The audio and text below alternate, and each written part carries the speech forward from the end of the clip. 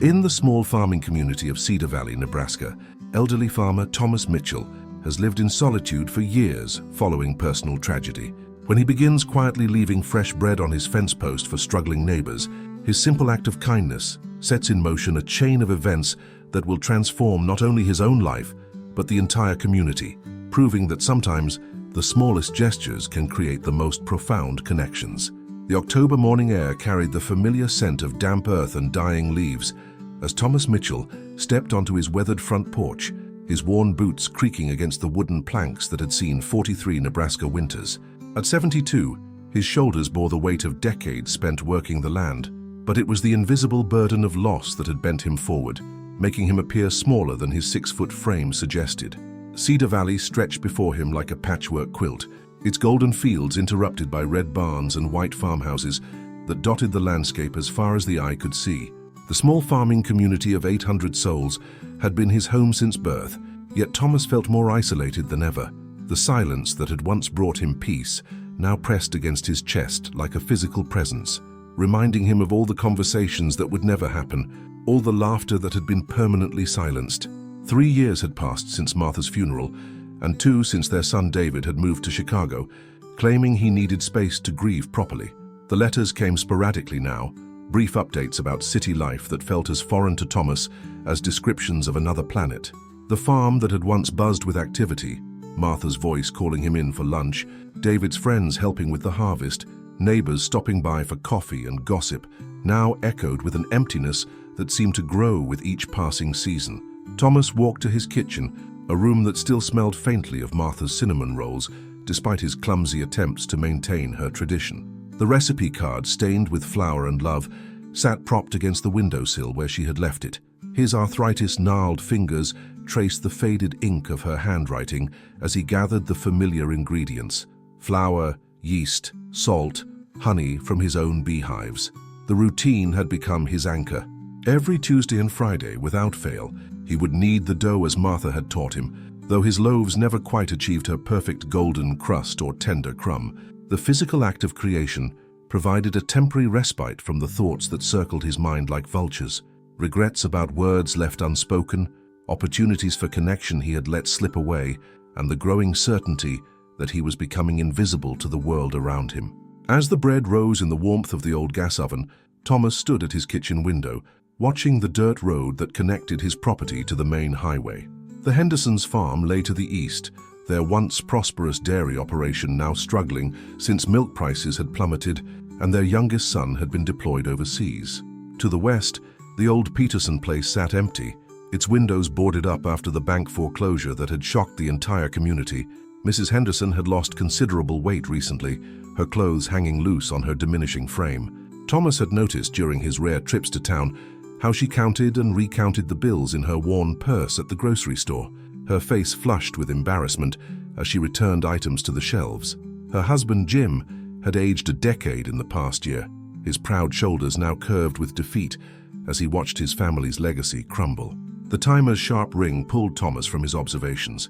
He opened the oven door, releasing a cloud of steam that fogged his glasses and filled the kitchen with the warm, yeasty aroma that had always meant home.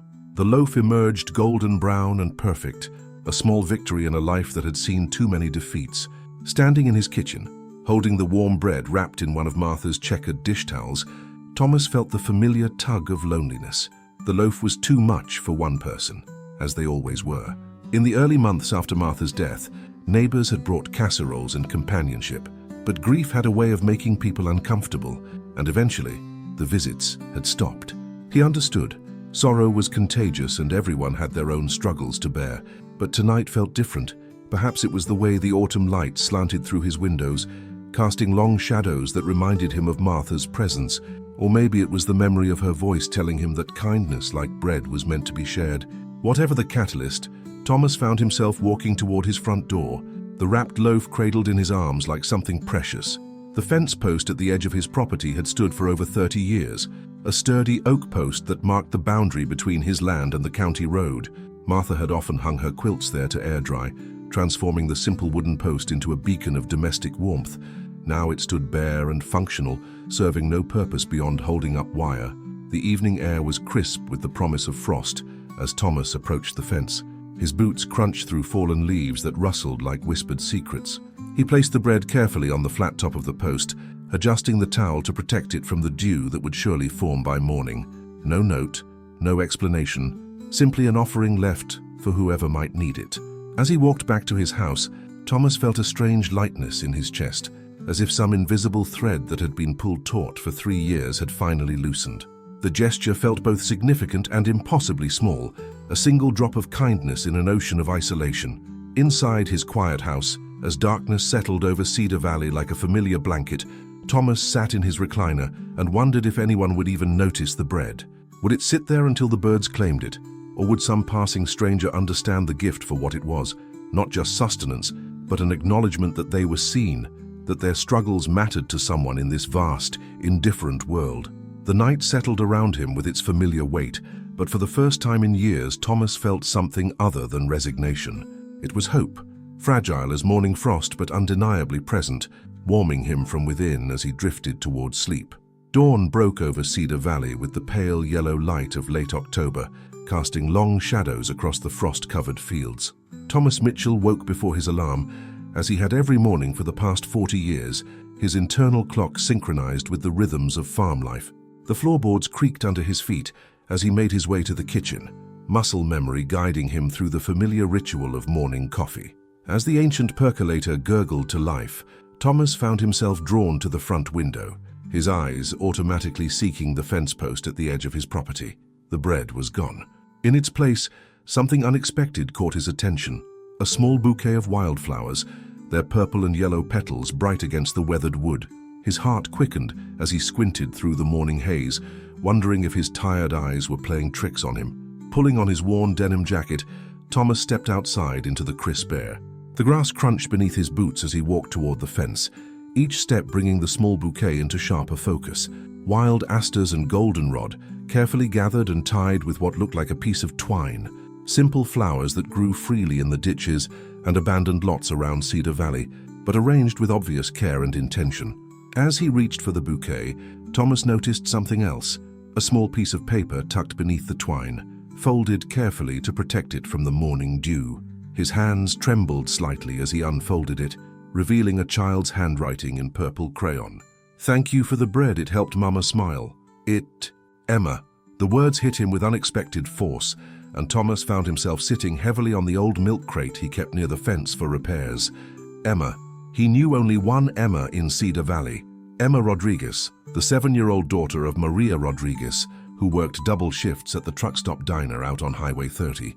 Maria had moved to town 2 years ago after her husband left, bringing nothing but determination and a fierce love for her daughter.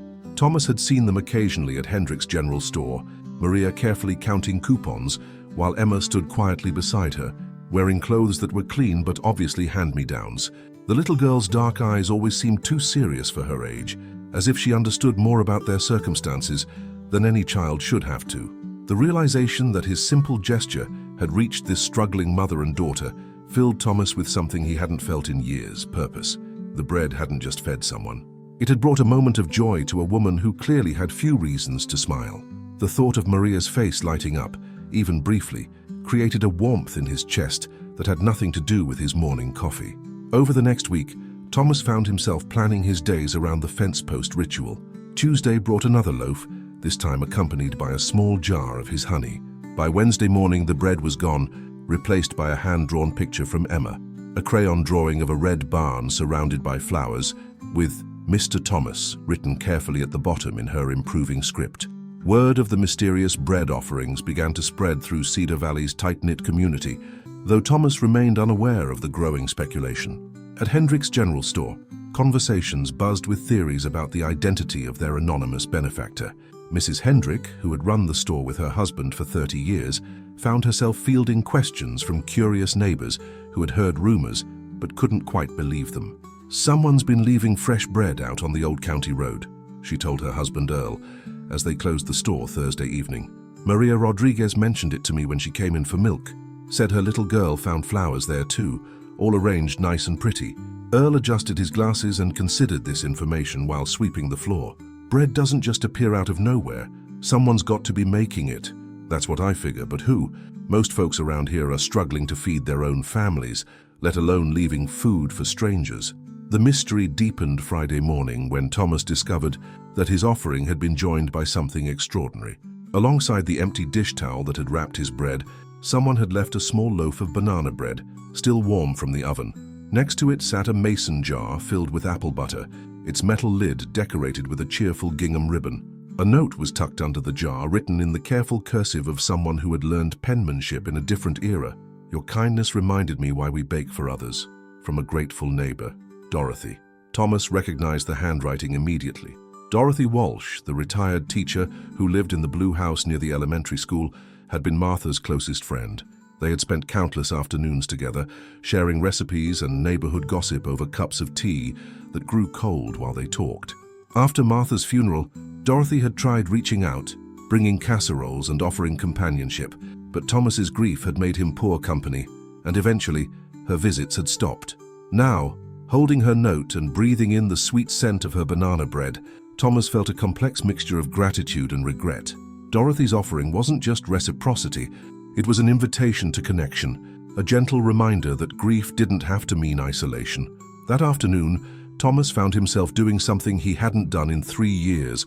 He walked to town. The half-mile journey down the county road felt longer than he remembered, his legs unsteady from months of staying close to home. But with each step, he felt more determined to reach Hendrick's general store, where he knew he would find the ingredients for tomorrow's offering. The bell above the store's door chimed his arrival, and Mrs. Hendrick looked up from her inventory with genuine surprise. "Thomas Mitchell, haven't seen you in a dog's age. How are you holding up?" "Getting by, Gladys, getting by." He moved through the familiar aisles gathering flour and yeast, but also brown sugar and walnuts. If he was going to continue this exchange of kindness, he wanted to expand his repertoire beyond basic bread. As he waited in line to pay, Thomas overheard 2 women discussing the mysterious bread offerings. Neither knew he was the source, but their conversation revealed something remarkable. The simple act had inspired others to similar generosity. Someone had left vegetables from their garden at the bus stop. Another person had placed warm mittens on the park bench, where homeless travelers sometimes rested. Walking home with his groceries, Thomas felt the crisp autumn air differently than he had in years. It no longer felt like the harbinger of another lonely winter, but rather like the promise of something new beginning.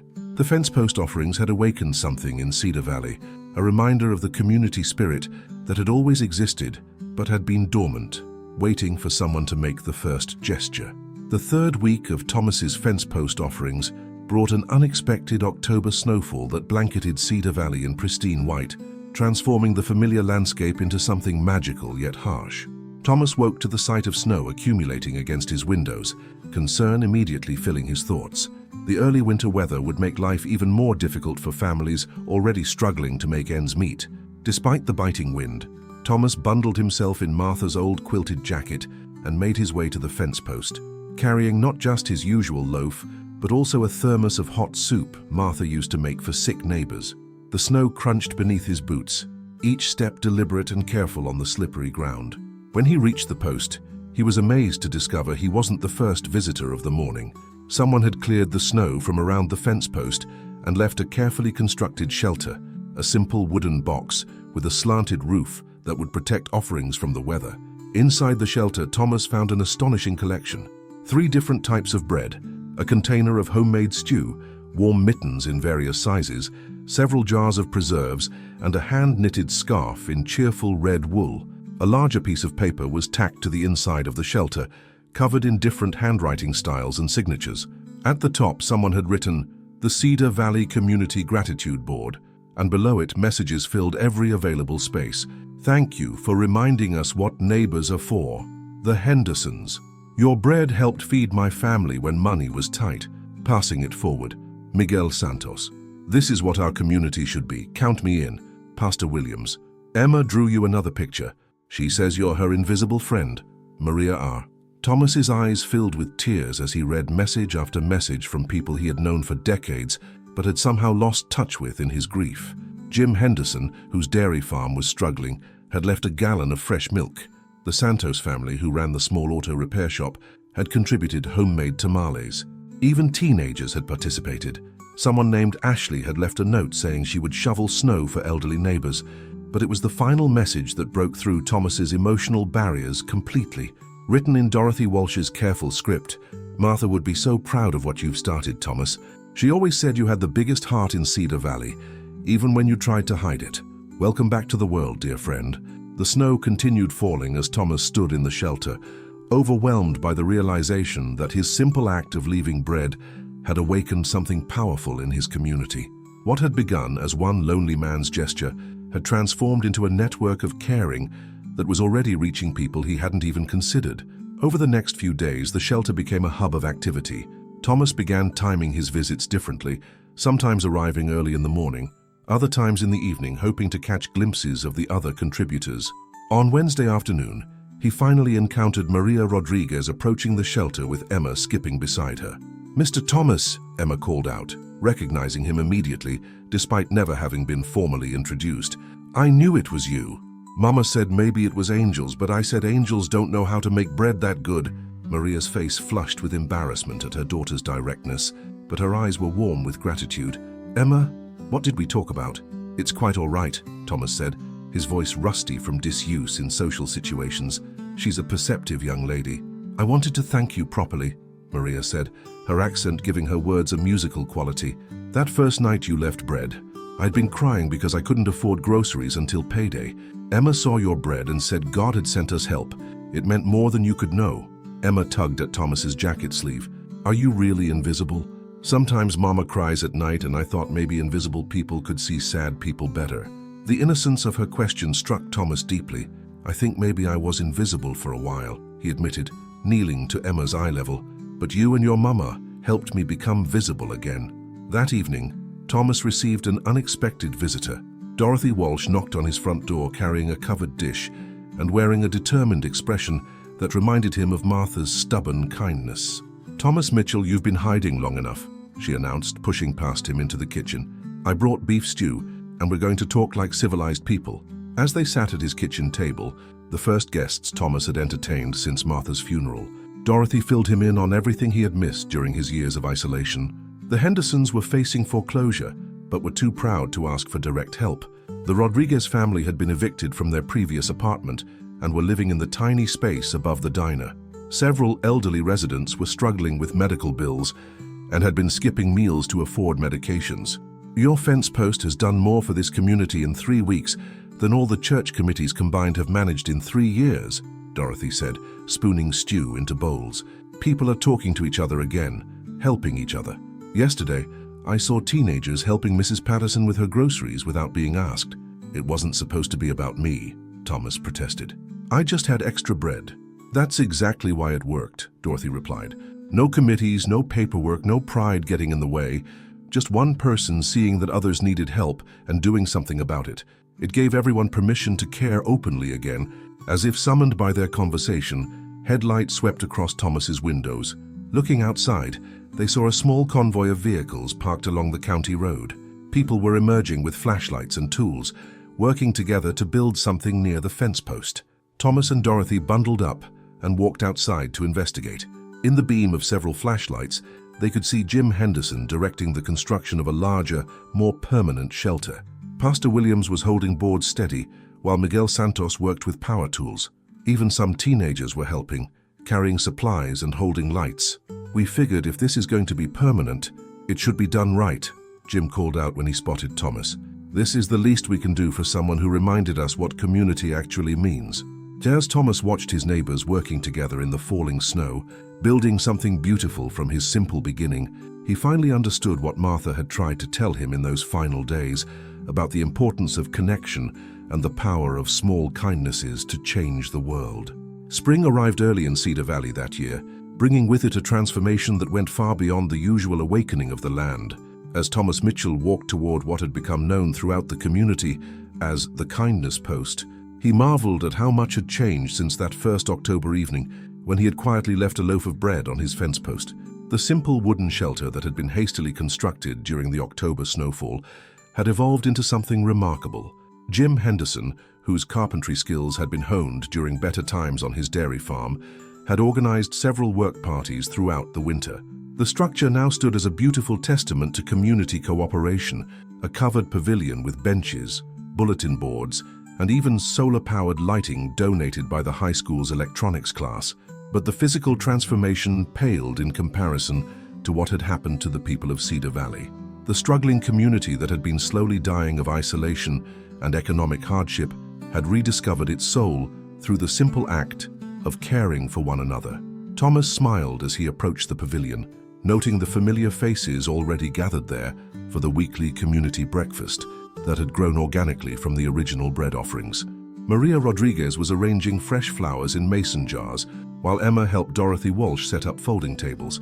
The little girl had grown taller over the winter months, and her serious eyes now sparkled with the confidence of a child who knew she was valued and loved by an entire community. "Mr. Thomas," Emma called out, running to give him the hug that had become their weekly tradition. "Look what Mrs. Dorothy taught me to make." She proudly displayed a small loaf of bread, imperfectly shaped but golden brown and fragrant. "That's beautiful, Emma," Thomas said, accepting the warm loaf with the solemnity it deserved. "Your grandmother would have been proud of such fine work." The mention of family brought a bittersweet smile to Maria's face. Over the winter months, she had shared more of her story with Thomas and the others. Her mother had died when Emma was 2, and her husband had left when the responsibility of single parenthood became too much for him. The kindness she had found in Cedar Valley had given her something she thought she had lost forever: hope for the future. "I have news," Maria announced to the gathering group. "The diner is promoting me to day manager. With the pay increase, we'll finally be able to rent the little house on Maple Street." The cheer that went up from the assembled neighbors was genuine and heartfelt. Everyone understood what this meant: stability for Maria and Emma, a real home instead of the cramped apartment above the diner. It was one of many success stories that had emerged from their community of care. Jim Henderson approached, looking healthier than he had in years. The community support network had evolved to include not just food sharing, but also practical assistance. When Jim had faced foreclosure, the community had organized a massive yard sale and fundraiser that helped him catch up on payments. More importantly, Pastor Williams had connected him with an agricultural cooperative that had agreed to purchase his milk at fair trade prices. "Thomas, I wanted you to see this," Jim said, handing him a letter from the County Agricultural Extension Office. "They want to feature Cedar Valley in their newsletter as an example of rural community resilience. They're calling us a model for other struggling farming communities." Thomas shook his head in amazement as he read the letter. The recognition felt surreal. This community that had been quietly dying was now being held up as an example of how neighbors could support each other through difficult times. Dorothy approached with her characteristic purposeful stride, carrying a thick folder. At 78, she had become the unofficial coordinator of what everyone now called the Cedar Valley Care Network. Her organizational skills, honed through decades of teaching, had helped structure the informal assistance program into something sustainable and effective. "We have 47 families registered now," she reported, opening the folder to reveal careful charts and schedules. "The food sharing program feeds 23 families regularly. The skill exchange program has completed 32 projects this month, everything from plumbing repairs to tax preparation, and the senior companion program has matched 15 elderly residents with younger volunteers." What amazed Thomas most was how organic the growth had been. No one had planned for the fence post offerings to become a comprehensive community support system. It had simply evolved as people identified needs and found ways to address them. Teenagers had started a snow removal service for elderly residents. The high school home economics class began teaching bread making and preserving skills to anyone who wanted to learn. The local bank had even established a small emergency fund for families facing unexpected hardships. As the morning breakfast wound down, Thomas found himself in conversation with a visitor, a young woman with a notebook and camera who had driven from the state capital to document their story. "What you've created here is remarkable," she said, scribbling notes as neighbors cleaned up around them. "Social workers and community development experts spend years trying to build the kind of support networks that grew naturally here. What do you think made the difference?" Thomas considered the question carefully, watching Emma help her mother load leftover food into containers that would be delivered to homebound residents later that day. "I think it was the simplicity," he finally answered. "No applications, no committees, no judgments about who deserved help. Just one person seeing that others needed something and sharing what they had. It gave everyone permission to care without making it complicated." The reporter nodded, writing rapidly. "And now, what are your plans for the future?" Before Thomas could answer, Dorothy appeared at his elbow with a mischievous smile. "Tell her about the letter from your son." Thomas felt his cheeks redden slightly. "David is moving back from Chicago," he admitted. "His company is letting him work remotely, and he wants Emma to grow up knowing what real community looks like. He's bringing his wife and their new baby." The thought of having family close again, of this pavilion echoing with the laughter of another generation, filled Thomas with a contentment he hadn't felt since Martha's death. The fence post that had begun as a lonely man's gesture of kindness had not only healed his community, but had somehow called his family home. As the morning sun climbed higher over Cedar Valley, casting warm light on the pavilion where neighbors had gathered to care for one another, Thomas understood that Martha had been right about the power of small kindnesses. Sometimes the simplest gestures created the most profound changes, rippling outward in ways that could transform not just individual lives, but entire communities. The harvest of kindness, once planted, had grown beyond anything he could have imagined.